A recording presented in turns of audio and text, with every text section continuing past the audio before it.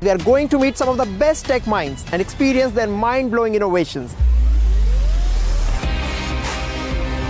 A smart stroller that drives itself. Convert vintage cars into electric vehicles. Dassault Systems is driving innovation all around you. Yeah, is it lunchtime? I'm kind of hungry. This and more on WION World is One at these times.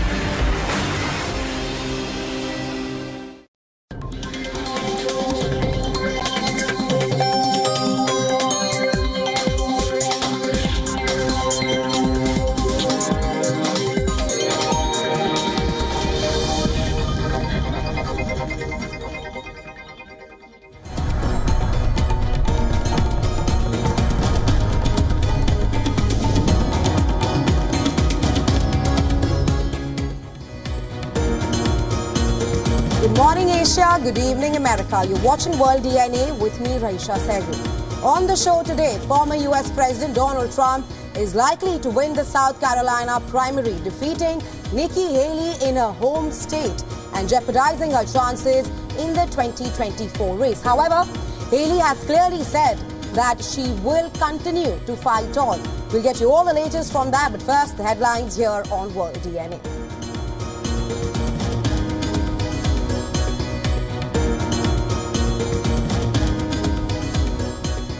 Pentagon says US and UK carried out strikes against 18 Houthi targets in Yemen.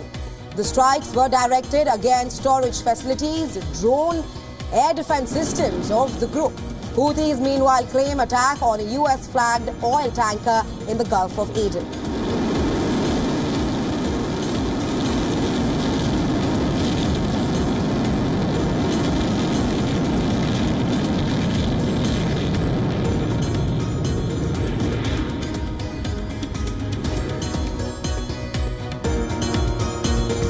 Israeli Prime Minister Benjamin Netanyahu says Israeli cabinet will discuss the Rafah operation and evacuation plan next week.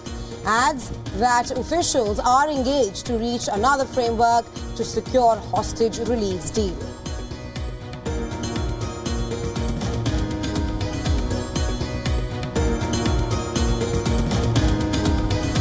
American media reports say former U.S. President Donald Trump is projected to win the South Carolina primary against Nikki Haley.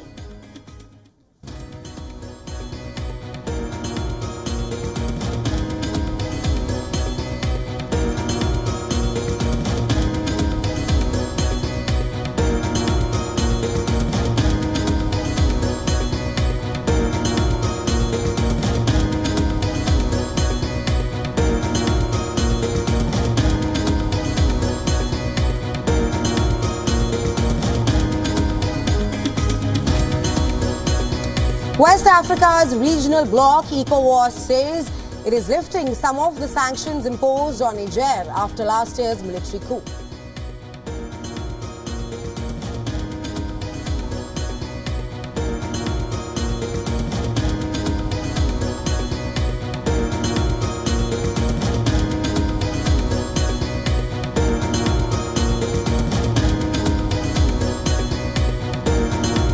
Britain's ruling Conservatives suspended Lee Anderson, their former deputy chairman, from the parliamentary party after he refused to apologise for saying that London's Labour mayor Sadiq Khan was controlled by Islamists.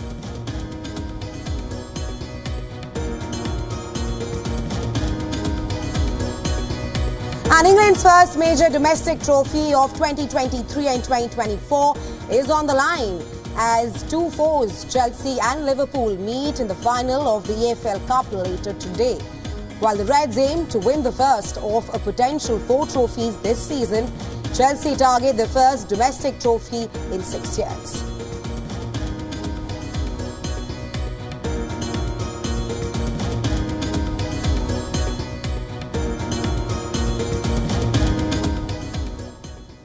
And our top focus on World DNA. Donald Trump is projected to win the South Carolina Republican primary and defeat lone rival Nikki Haley in her home state. Well, the former president has emerged victorious in all of the GOP nominating competitions held so far. He says he has never seen the Republican Party as unified as it is right now. Thank you very much. Wow. That is really something. This was a little sooner than we anticipated. It was an even bigger win than we anticipated. And I was just informed that we got double the number of votes that has ever been received in the great state of South Carolina. So that's pretty good. So it's a record times two. And there's something going on in the country. Some really great things are going on. There were 50 delegates up for grabs in South Carolina, and this win has brought the Republican frontrunner one step closer to securing the 1,215 delegates he needs for the presidential nomination. Well, the competition was open to all registered voters, but anyone who voted in the state's Democratic primary on February 3rd was not allowed to participate. Well, Trump is now even better positioned heading to Super Tuesday as he continues his unbeaten streak. This victory has multiplied his likelihood to succeed in the 15-state voting bonanza on March 5th. But this defeat on her home turf has left Haley to consider her dwindling options. Her already struggling campaign is now likely to face renewed pressure. But the former South Carolina governor has vowed to remain in the race at least through the high-stake Super Tuesday. As she addressed the supporters post her crushing defeat, Haley continued to place all her bets on the argument that she is best poised to win over Biden in the month of November. America will come apart if we make the wrong choices. This has never been about me or my political future. We need to beat Joe Biden in November.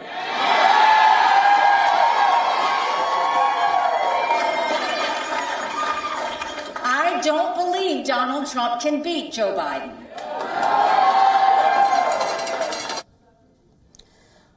While Trump has an iron grip on the Republican base, it might not be enough to guarantee a win in November's election. Well, South Carolina was a chance for him to show that he can expand his coalition beyond voters who are white, older, and without a college degree. But nearly 9 in 10 South Carolina primary voters were white, making it difficult to see if Trump has made inroads with black voters he attempted to win over. And then I got indicted a second time, and a third time, and a fourth time. And a lot of people said that that's why the black people like me, because they have been hurt so badly and discriminated against. And they actually viewed me as I'm being discriminated against. It's been pretty amazing, but it possibly, I don't know, maybe there's something there. And for more on this, we're now being joined by Ray Locker, who's a journalist and an author, and he's joining us live from South Carolina.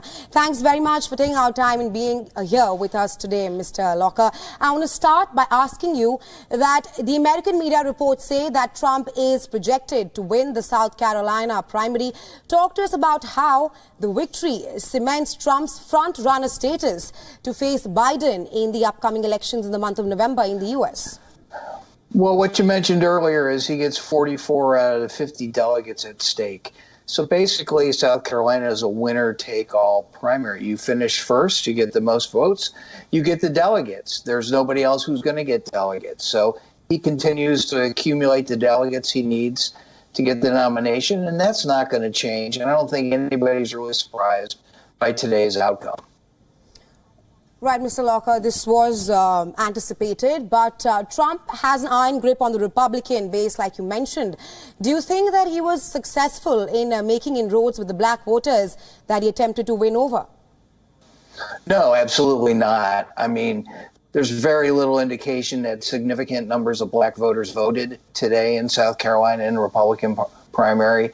And if you look at the weak spots for Trump, major urban areas, Richland County, where the capital city of Columbia is, Beaufort County, where there's a lot of white retirees from elsewhere, Charleston County, another more cosmopolitan area. He lost all of those to Haley. He didn't really make any inroads in groups other than older white voters without a college education. Right. Mr. Lockhart, Trump has defeated Nikki Haley in a home turf. Well, she was the governor of South Carolina from 2011 to 2017. But just a short time ago, she clearly said that she will continue to fight on. Your assessment of Haley's statements that she will fight on and campaign in the upcoming Super Tuesday on March 5th? Well, she's been saying that, and I have no reason to believe she's going to quit. But eventually she's going to run out of money. She can't do significant amounts of advertising in all of those states because they're very expensive. And so she's going to have basically a ghost of a campaign until she decides to quit. And the big question is, how strongly is she going to continue her campaign against Trump and try to exploit his weaknesses, for some kind of audience? I don't know who it is right now. I think, that's what she needs to do if she's going to have any success at all. Right, but Nikki Haley was also extremely confident for the South Carolina primary. If you can list out some of the factors as to why Haley was not able to resonate with the voters in South Carolina. Because Trump has the lock on the Republican primary electorate. And even Haley, up until recently, did nothing to break that lock.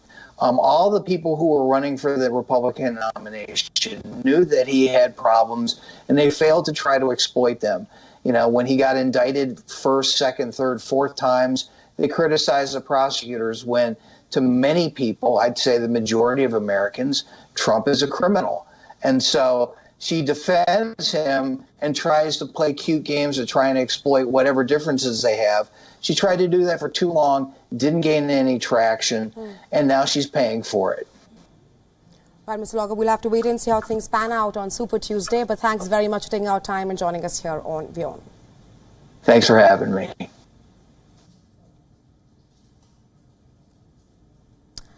Well, former U.S. President Donald Trump declared himself a proud political dissident while addressing a conservative gathering on Saturday. Speaking at the CPAC 2024, Trump laid out what will be in store for the U.S. if he is voted back to the White House. The Republican frontrunner called U.S. President Joe Biden's re-election, and I'm quoting here, apocalyptic. He said that all institutions, including healthcare and education, will collapse under the Biden administration. Well, crowd at the CPAC conference had a distinct international flair. President of Argentina, Javier Milei, who is a right-wing populist, was also present at Saturday's Republican show. He echoed Trump and most U.S. Republicans' stance on abortions, calling them a murderous agenda to decrease the size of the population. He also voiced his stance against socialism. Take a listen.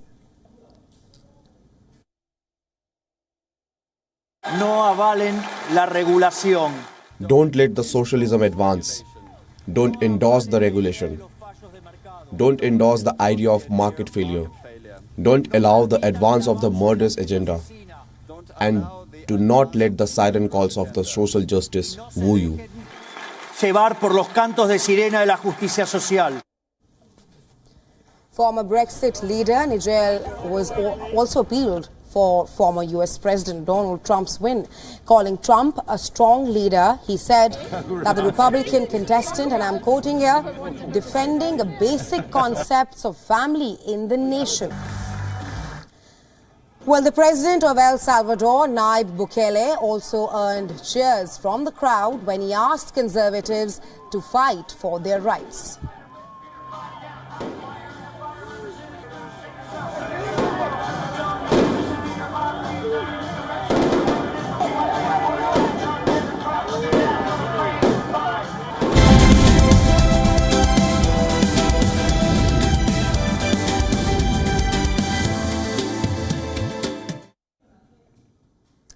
Well, Well, the UK was one of the worst hit major economies during the cost of living crisis post-pandemic. Since then, the economy has shown signs of recovery, but a report from Goldman Sachs suggests that there's more to the numbers than just the bottom line. Our next report tells you more. Take a look.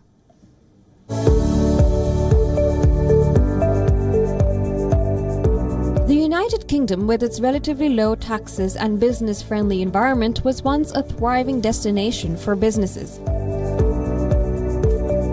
But a new research from Goldman Sachs' 10,000 Small Businesses UK program suggests that despite an increase in the number of new businesses in the UK, it's becoming progressively more challenging for these ventures to thrive and expand in the current economic climate. The report indicates a decline in the number of high-growth businesses, which means that the number of companies actively growing both in terms of headcount and revenue fell from 39,000 in 2008 to 36,000 in 2022. And according to the report, this trend implies that the UK is evolving into a challenging place for businesses seeking growth opportunities. The findings highlight the need for concerted efforts to foster a conducive environment for business expansion. The report underscores the importance of addressing key factors hindering small business growth, such as access to talent, skills, financing, and timely payments. Experts also describe the current economic climate as the toughest in over a decade for startups. The consensus point out a lack of supportive schemes and incentives for small businesses, making it harder to establish and sustain ventures. Although efforts such as the Autumn Statesman's rate relief have been acknowledged, they are deemed insufficient by some industry experts. While the UK has faced similar challenges in the past, businesses have often showed optimism about persevering through the tough times with an understanding that overcoming economic adversity can strengthen businesses in the long run. Bureau Report, WION, World is One.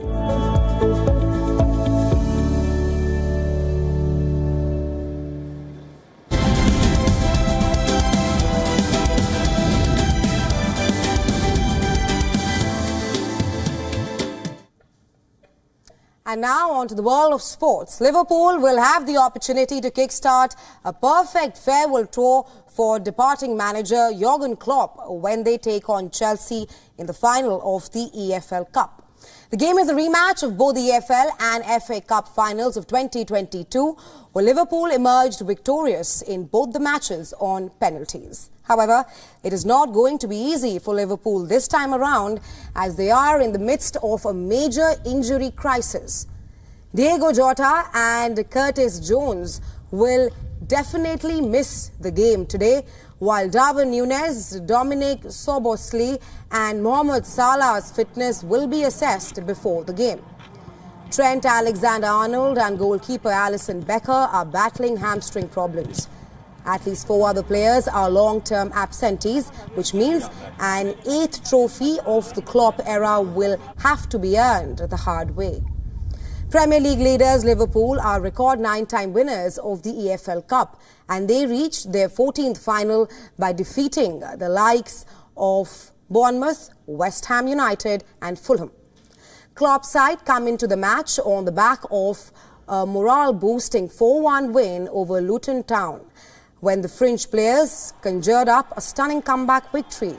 It was their 3rd win on trot since the defeat to Arsenal earlier this month. Liverpool had thrashed Chelsea 4-1 last time they met in the Premier League, but Klopp will be wary of the opponents on Sunday, because Chelsea have had the upper hand over the Reds in this competition, winning 4 of the team's previous 7 EFL Cup meetings. McAllister's corner. Well, inconsistency has dogged Mauricio's first season in charge, yet he remains just 1 win away from his first trophy as Chelsea boss, which will also be his maiden title in England. Just not that. A win on Sunday will also end Chelsea's wait for their first domestic trophy in 6 years.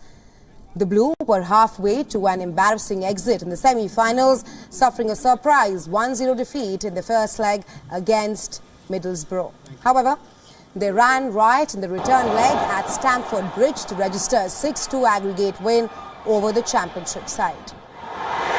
Chelsea come into the match on the back of a 3-game unbeaten run in the Premier League. Yes, it's a dream for us, like a coaching staff, and of course we have the possibility. We have 90 minutes to achieve that, and yes, we are going to fight. I think the team is ready. We are going to be very competitive, and it's an amazing chance for us.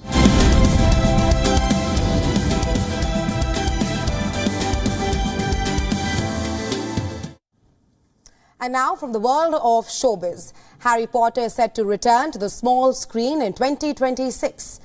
The series is expected to span for 7 seasons, adapting each book in the fantasy book series. No casting for the TV series has been announced yet, but makers have said it will feature an all-new cast. Taylor Swift unveiled yet another special edition of her upcoming album, The Tortured Poets Department. This one features the bonus track, The Albatross. The announcement was made during her Eras Tour show in Australia.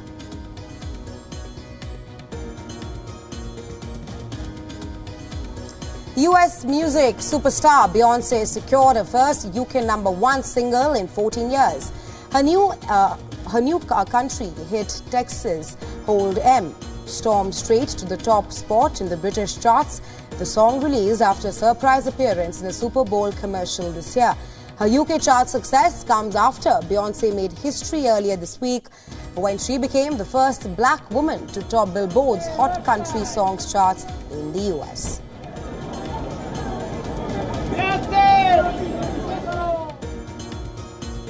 And with that, we call it a wrap. Thanks very much for staying with us. You're watching Beyond World is One. Please stay tuned.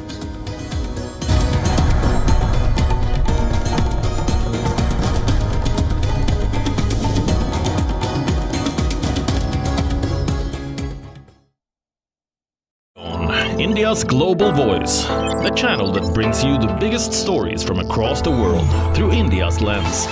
Now available in more than 190 countries worldwide. Because we believe that the world is one. Watch us in Africa, Europe, USA and Canada, South America, Asia Pacific, Middle East and North African regions. Also available on these digital platforms across the world. WION. World is One. This week on eCloud, we get you a list of prominent stars who have never won an Academy Award. We tell you all about the mysterious lost and found items of the music world. And celebrate the magic of fashion with the most iconic moments of the coveted London Fashion Week.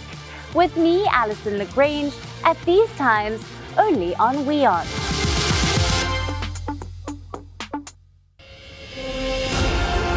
This week on This World, we take a look at the Russia-Ukraine war, which is just hitting its 2nd anniversary. Is this going to be a prolonged stalemate, or could one of those two sides actually break out? We're going to be discussing that with experts. Also, what does the failure once again of Britain's Trident missile system mean for the United Kingdom's deterrence? And what do the NVIDIA results this week mean for the AI revolution playing itself out in the world all around us? All of that coming up for you this week on This World.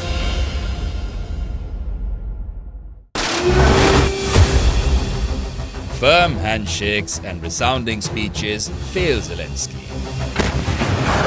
Uncertainty over Western aid for Kiev looms large.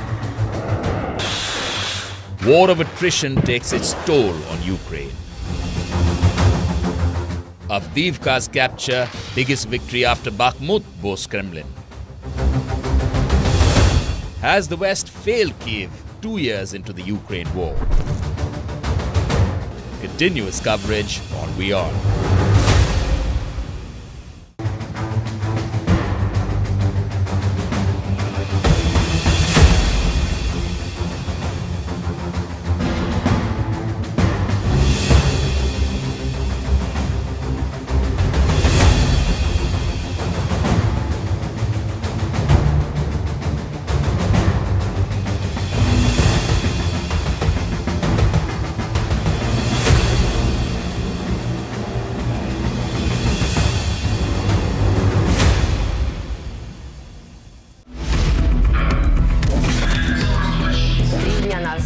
Владимир Путин убил.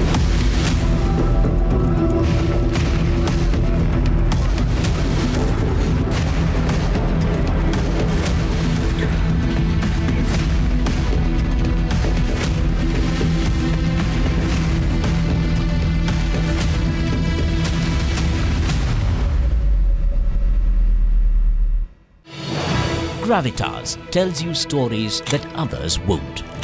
These are the stories that we brought to you last week. A week after the poll results showed a split verdict by the people, talks between two major parties in Pakistan to form a coalition government remain inconclusive. China's new technology that promises to make fighter jets invisible, silent, and more deadly. Chinese scientists have reportedly created new stealth technology that can take aircraft off the enemy radar. Iran's stealth warship. Two of them will soon be deployed to the Persian Gulf. They are dangerous. The warships are 65 meters long. They can travel at 45 knots. Will China dare hijack India's space research market? A China which is vying to become a leading space power could block India's space dreams even before it gets a chance to lift off. Ukraine is low on troops and weapons. Its long-planned counter-offensive failed. Support for its president, Volodymyr Zelensky, slipped. American aid for Ukraine is log-jammed in the Congress. The informed show for an intelligent audience. This week on Wings, we bring you an episode from the ground in Mumbai. We join the sailing race as the Peak Life Mumbai Regatta takes place in the city's harbour. As Prime Minister Modi recently inaugurated the largest Hindu temple in West Asia, we look at other impressive Hindu temples worldwide. And feature the carnival in Rio de Janeiro. And show you how popular tourist destinations grapple with a tourism boom. And wonder when to say stop due to over-tourism. Only on WION, World is One.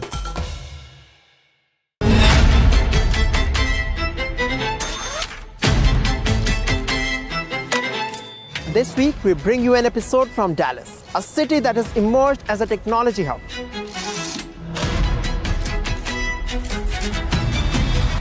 We are going to meet some of the best tech minds and experience their mind-blowing innovations. A smart stroller that drives itself. Convert vintage cars into electric vehicles. Dassault Systems is driving innovation all around you. Yeah, is it lunchtime? I'm kind of hungry. This and more on WION World is One at these times.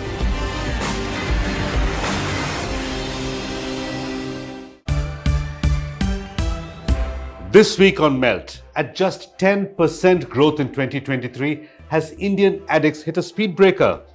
Madison Sambalsara has the answers. It's true that I think this lower growth rate is contributed substantially by the lower growth rate of digital. Television continues to be the darling of the large advertisers.